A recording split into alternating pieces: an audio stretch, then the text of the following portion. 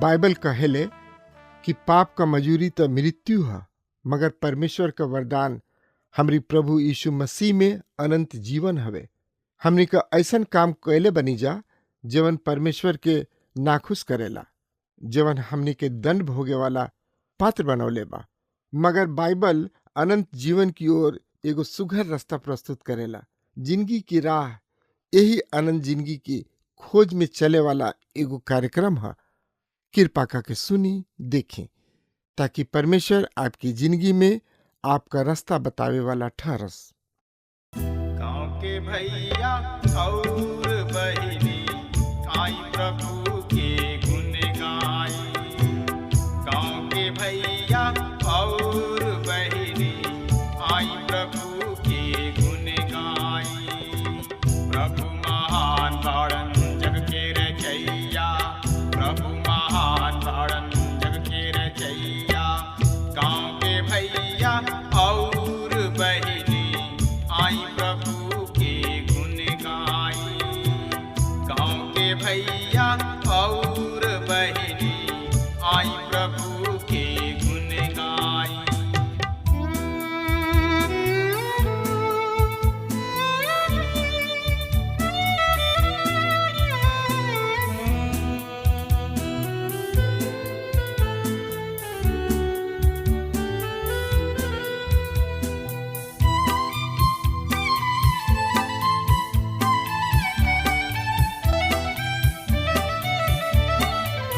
आकाश के तरई बन के चिरई उनकर भजन करे। भूमि नदिया और चटनवा जोर से थपरी पीटे। हमर मसीही फिरीत आई, प्रभु चरण के सट जाई। प्रभु महान बाड़न जग के रचैया, प्रभु महान बाड़न जग के रचैया।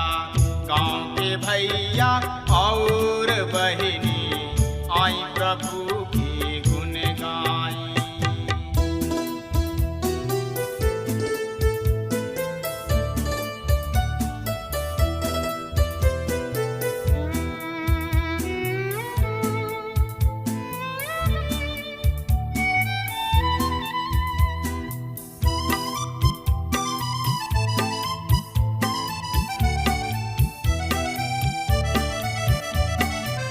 उनकर अगिया जे न मानी पापों में गिरत जाई। नरक के राजा सैतानवा उनके में वास करी। पूरी मिठाई खूब खियाई, आत्मा अग में जाई। प्रभु महान बाड़न जग के रचैया, प्रभु महान बाड़न जग के रचैया। गाँव के भैया और बहिनी आई प्रभु के गुण गाई।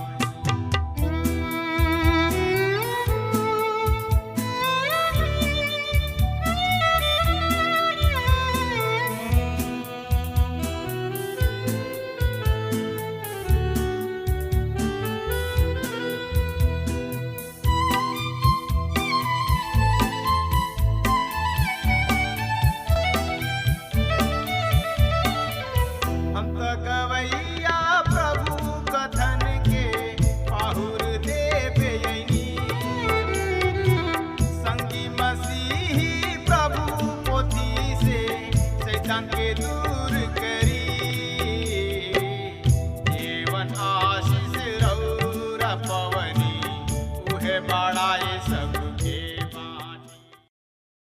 आज हमने के पवित्र शास्त्र बाइबल के एगो नया किताब के अध्ययन करे जा रहल बानी जा। उ इह पतरस के पहला पत्री, जैसे कि हमनी के हर किताब के अध्ययन से पहले उनकर परिचय के अध्ययन करे न जा, वही तरी आज भी हमनी के एकरा परिचय के अध्ययन करे के बा।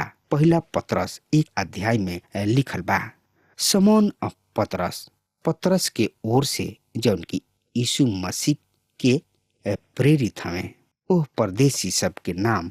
मित्र भाई बहन, पतरस अज्ञानी या निर्बुद्धि मछुआरा कहात रहन, पर कोनो भी आदमी जौन की प्रभु यीशु मसीह के पाठशाला में 3 साल बितौले होखस, उ निर्बुद्धि नेखन कहला सकत। पतरस के पत्री यह बात के पुष्टि करता।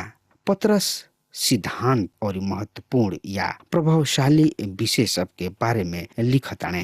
पहला कुछ पद में वो चुनाव, भविष्य ज्ञान, पवित्रीकरण यानी कि आत्मा के ज्ञान, मसीह के खून, त्रिएकत्व, परमेश्वर के अनुग्रह, उद्धार, प्रकाशन, महिमा, विश्वास और आशा के बारे में बोलताने।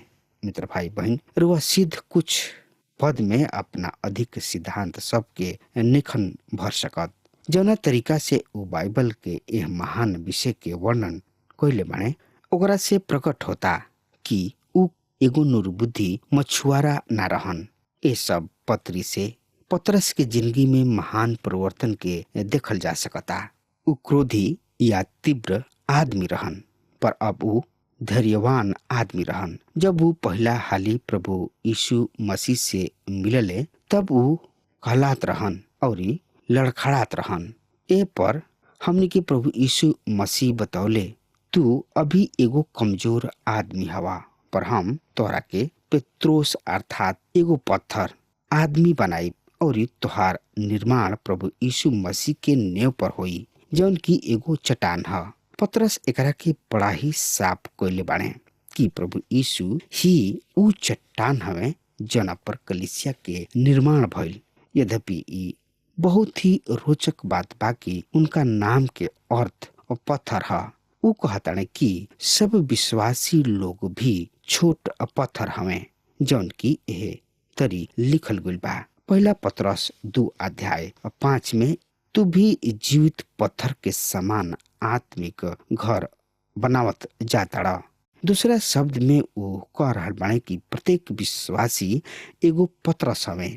समौन पतरस कभी भी उच्च स्थान के ग्रहण निखन करत, जिसे कि हम उनकर पत्री में देख सकतानी। जैसे ही वो अपना पत्री के शुरू करताने, वो अपना आप के एगो प्रेरित बतावताने और कहताने कि वो सिर्फ ओह में से एगो है। यद्यपि जब कभी भी प्रेरितों के नाम गिनल गइल तो ओ सूची में एकर नाम पहला रहल और जौन की प्रभु उनका के पेंतीकुस्त के दिन में पहला प्रचार करे खातिर चुनले, फिर भी उ ई महसूस कैले कि अन्य प्रेरित सबके ऊपर ऊंचा उठावल गइल रहे। पतरस आपन पत्री पौलुस के आपन पत्री लिखला के बाद और सताव शुरू हो ही चुकल रहे, तब लिखले, परंपरा के अनुसार पतरस खुद भी यातना सहले रहन। पहला पतरस 5 अध्याय 13 में लिखल बा, जे बेबीलोन में तोहरा समान चुनल गए लोग हमें, उ और हमार बेटा मरकुस तोहनी लोग के नमस्कार कहतने। ऐसन बहुत से लोग बड़े जौन की सोचलन कि यहाँ पर बेबीलोन के प्रतीकात्मक रूप में या लाक्षणिक अर्थ में उपयोग कइल गइल और एक ही पतरस के अभिप्राय वास्तविक रूप से रोम से रहे, पर उनका खातिर एकर लाक्षणिक अर्थ में उपयोग करे के ऐसन कोनो कारण नहीं है। पतरस एगो ऐसन प्रेरित रहन जौन की कभी प्रतीकात्मक रीति से ना लिखले, जैसे कि हम पावतानी प्रकाशित वाक्य किताब में यूहन्ना के द्वारा एकर उपयोग कइल गइल बा। पतरस बहुत ही शाब्दिक और व्यवहारिक रूप से लिखताने। उ व्यवहारिक बात सबके बिल्कुल वास्तविकता में जाताने और जिंदगी के मूल तथ्य सबके वास्तविकता में जाताने। हमरा विश्वास बा कि यदि उनकर तात्पर्य रोम से होता तो उ रोम कहले होखिते हमार आपन विचार बा कि समन पतरस कभी रोम ना गोले।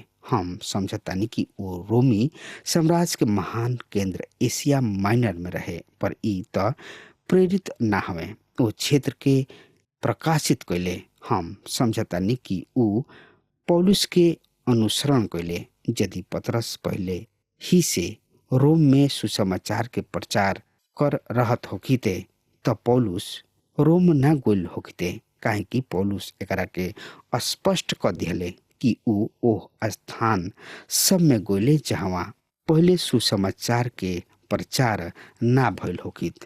काहे कि पौलुस एकरा के साफ क दिहले कि ऊ ओह स्थान सब में गोले जहाँ पहले सुसमाचार के प्रचार भइले ना रहे। चूंकि रोम पौलुस के यात्रा क्रम या मार्ग में रहन, ऐसे स्पष्ट जान पड़ता कि पौलुस रोम में चर्च के खोज के ना कि पतरस। ई दर्शावे खातिर कि पतरस रोम के बजाय बेबीलोन में रहन। दूसरा बहुत तर्क संगत युक्ति स्थान के ओह सूची पर आधारित था जौना में ऊ संबोधित करताणे ओह परदेसी सबके नाम जौन की पुंतुस, गलतिया, कप्पदुकिया, असिया और बिथुनिया में तीतर बीतर होके रहले। उ सब स्थान एशिया माइनर में बा। उ क्षेत्र आज जौन की तुर्की कहला, ओकर सूची बनावे में उ पूरब से पश्चिम के ओर बढ़ता। ई सूचित करता कि लेखक लिखे के काल में पूरब में रहे भौगोलिक स्थान के सूची बनावे के स्वाभाविक और सामान्य तरीका है। जौना स्थान पर रुआ बानी उहमे से शुरू करे के बा। जब हम कैलिफोर्निया में बानी और पूरब जाए के बात करतानी तो हम कहब कि एरिजोना से हो टेक्सास और न्यूयॉर्क जाइब। जहाँ हम बानी वहाँ से शुरू कइल और क्रमानुसार स्थान के नाम राखल सामान्य बात बा। चूंकि पतरस स्थान सब के सूची पूरब से पश्चिम में बनावताणे, ऐसे ई तर्क संगत प्रतीत होई कि ई शाब्दिक बेबीलोन में रहे। बेबीलोन के गुलामी के बाद यहूदिया सब के केवल एगो बहुत ही छोट समूह अपना देश के लौटले। वस्तुतः वहाँ ऊ 60,000 से भी कम रहे। अभी भी बेबीलोन में यहूदी सब के एगो बहुत ही बड़ बस्ती रहे। अतिरिक्त यहूदी बेबीलोन के पलायन कर गोल रहले जब रोम में क्लौदियस के आदोन भयंकर सताव शुरू भइल। उदाहरण के खातिर हम जानतनी कि प्रिस्किल्ला और अविकल्ला रोम से कुरुंथ के भाग गोल रहले और भी बहुत से लोग बेबीलोन के भाग गोल रहले। वहाँ पर मसीही सब और यहूदी सब दोनों के सताव रहे। हम जानतनी कि पतरस के सेवकाई आरंभिक रूप से यहूदी सब के खातिर रहे। अतः ई तर्क संगत मालूम होता कि ऊ एशिया माइनर के यहूदी बस्ती सब में और विशेष रूप से बेबीलोन में सेवकाई कैले। यूफ्रेटिस नदी पर बेबीलोन अभी भी एगो महान शहर बा और बहुत से यहूदी गुलामी के खत्म होखला के बाद उहाँ में रह गए। पपियास नामक दस्तावेज जिक्र करता कि पतरस के मृत्यु रोम में भइल, लेकिन एह तथ्य के अलावा एक कल्पना या अनुमान के कोनो भी ठोस या पुख्ता ऐतिहासिक आधार निखे। समौन पतरस इसराइल के राष्ट्र के ओह लोगन के प्रेरित रहन जौन की चारों ओर तितर बितर हो गइल रहन। हम विश्वास करतानी कि पतरस पूरब में गोइले जबकि प्रेरित पौलुस पश्चिम में गोइल रहन। भाई बहन, पतरस के यह पत्री के महान विषय है परीक्षा के समय में मसीही आशा। यद्यपि पतरस महान सिद्धांत के वर्णन करताणे और प्रभावशाली विषय सब के बारे में लिखताणे, फिर भी वो उदासीन ढंग से ना लिखले। पतरस आशा के प्रेरित कहलात रहन और यूहन्ना प्रेम के प्रेरित कहलात रहन। ई पत्री आशा पर बहुत ही अधिक जोर डाल रहल बा। पर हम विश्वास करतानी कि एह पत्री के जौन शब्द व्यक्त कर रहल बा उह दुख भोग। पतरस परमेश्वर के अनुग्रह पर भी जोर दे रहल बने और कुछ व्याख्याता सब सोचलन कि ई उनकर मुख्य विषय है, पर शब्द दुख भोग या कुछ सजातीय शब्द जौन की एकरा साथ साथ चलेला ए पत्री में 16 हाली आयल बा। आशा हमेशा दुख भोग के साथ जुड़ल रहेला। अतः हम समझतानी कि ई कहल उचित बा कि यह पत्री के विषय परीक्षा के समय में मसीह ही आशा है। पतरस के पास मसीह के दुख भोग के बारे में कहे खातिर एगो महान विषय हुई। इब्रानी के लेखक के द्वारा और याकूब के द्वारा अपना पत्री में मसीह के दुख भोग के बारे में चर्चा कल गइल बा। भविष्यवक्ता सब भी निश्चित रूप से एकर जिक्र कैले बाड़े, पर पतरस यह विषय पर तनकी सा अलग ढंग से लिखताड़े। पतरस एगो बहुमूल्य अनुभव के बारे में कहताड़े। डॉक्टर रॉबर्ट लाइटन अपन किताब पहला पतरस पर एगो व्यवहारिक व्याख्या में एगो बहुत ही सामायिक व्याख्या देताड़े जौन की समान पतरस लागू होता। हम एकरा के रुआ साथ बाटे चाहतानी कहे कि ई ध्यान देवे युग बात बा। आत्मिक बात पर केवल विवरण में बोलल एगो उदासीन और जिंदगी रहित बात है, पर जब लोग एकरा बारे में उनका अपना जैसन अर्थात सहभागी होके जैसन और ओह में रुचि होखल और ओकरा मिठास के कुछ अनुभव के साथ ओकरा पर बोलल दृढ़ विश्वास और प्रज्वलित प्रेम से ओह में जान डाल दिहल गइल बा। उ ओकर लेखक त निखन कर सकत, पर उनकर दिल सीधा ऐसन प्रसन्नता से आकर्षित होला जैसे कि उ प्रशंसा व्यक्त करे खातिर बाध्य कइल गइल बने। यही कारण से समौन पतरस दुख भोग के बारे में लिखत समय आनंद पर जोर देताड़े। ई हमारा जवान प्रचारक सब के संबंध में कुछ बहुत महत्वपूर्ण बात कहे खातिर प्रेरित करताड़े। आज के दिन में हमने के चारों ओर वचन के कुछ बहुत सुघर जवान व्याख्याता हमें। हम ओहनी लोग के खातिर परमेश्वर के धन्यवाद देतानी। डॉक्टर जी कैंपबल मॉर्गन अपना दिन में कहले उ अपना उनकर मेहरारू एगो जवान प्रचारक के संदेश सुने खातिर गोली, जौन में उ विशेष रूप से दिलचस्पी राखत रही। उ देखे में बहुत ही सुघर रहन और उ एगो महान उपदेश दिहले। ओकरा बाद घर गोला राह पर श्रीमती मॉर्गन उनकर बहुत ही प्रशंसा यानी कि बड़ाई करत रही और हैरान रही। डॉक्टर मॉर्गन कुछ ना कहत रहन। उनकर मेहरारू पूछली, का तू नइख जानत कि उ कतना महान प्रचारक रहन? उ जवाब दिहले, उ दुख भोगला के बाद महान प्रचारक हुई हैं। खैर समय बीतत गइल और ई जवान आदमी अनुभव के द्वारा जनले की मसीह के खातिर खड़ा होके के का कीमत बा। उ सताव में होके गुजरले। उ अपना चर्च से समस्या सबके अनुभव कैले और एक दिन उ एगो खुलल कब्र में खड़ा भइले। जब उ अपना छोट बच्चा सब में से एगो के दफनौले, डॉक्टर मॉर्गन और उनकर मेहरारू दोबारा उनका उपदेश के सुनावे खातिर गोले, काहे कि उ ओह जवान आदमी से प्रेम करत रहन। आराधना के बाद श्रीमती मॉर्गन पूछली, उ तू उनका बारे में का सोच रहल बड़ा? डॉक्टर मॉर्गन कहले, उ एगो महान प्रचारक हमें। देखी दुख भोग कतना अंतर पैदा कर दिहलस। ई हमार भी व्यक्तिगत अनुभव रहल बा। एगो जवान प्रचारक के रूप में हम दुख भोग के बारे में और प्रभु के खातिर खड़ा होके के बारे में महान उपदेश दिहनी। हम अस्पताल जात रही और लोगन के हाथ में थपथपात के ओहनी लोग के साथ प्रार्थना कैल करत रही। हम ओहनी लोग के बतावत रही कि प्रभु ओहनी लोग के साथ रहस। उस समय में हम एगो पेशेवर प्रचारक रही, जौना के हम अपना अनुभव सबसे सच्चा होखत ना जानले रही, फिर भी हम इनका पर विश्वास करत रही। पर एक दिन आइल, अभी हमरा साथ प्रार्थना कइले। जब वो जाए लगले तब हम उनका से पूछनी, हम भी उहे जौन की रुआ कोई नहीं।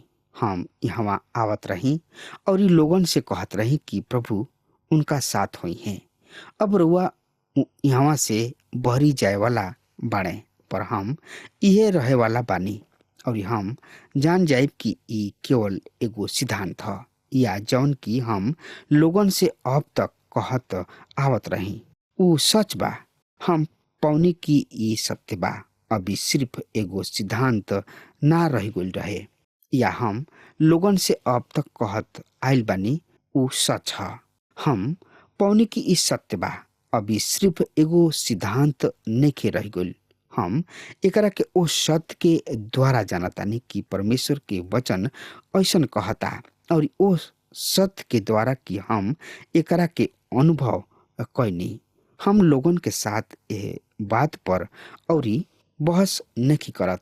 ओह में निश्चित बात बा, हम जानतानी हम रुआ साथ कबो बहस ना करब कि मधु मीठा बा या नइखे। यदि रुआ एकरा के मीठा नहीं समझत त ई रौर मामला बा। हम कुछ मधु आज सुबह के नाश्ता में लिहनी और हम जानतानी ई मीठ बा। इहे ऊ ज्ञान ह जौन की अनुभव से प्राप्त होला।